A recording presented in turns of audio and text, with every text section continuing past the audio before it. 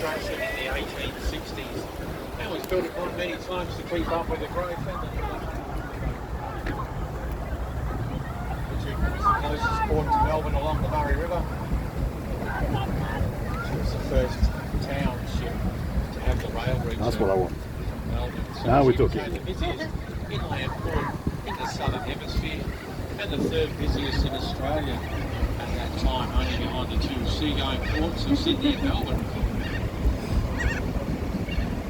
Nice The one. wharf that you see here today is only a quarter of the original size. It was over 320 metres long, so it extended to the right, just to where the Adelaide is when we come around the bend, and to the left all the way through the wet dock, past the privately owned I want to ask paddle him to do it again.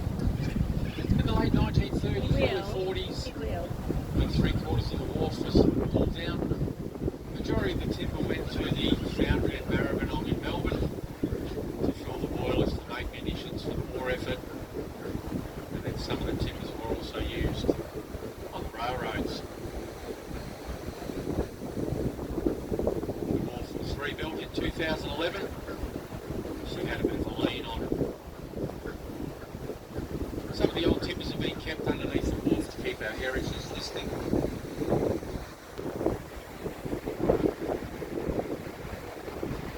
So in our highest flood in recorded history in 1870, water was over the top of this wharf and there was 3 foot of water flowing down the main street of Echuca.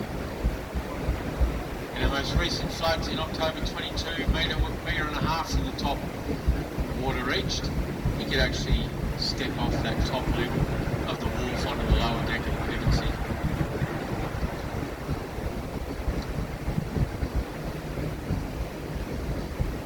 He's going to have to turn around again.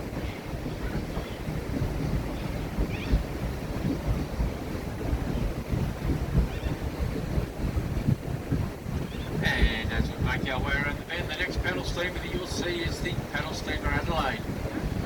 The Adelaide is the oldest wooden-hulled paddle steamer still operating anywhere in the world. Built in 1866, In the water. totally Australian-made, and still has her original engine on board. She was originally built as a privately owned paddle steamer.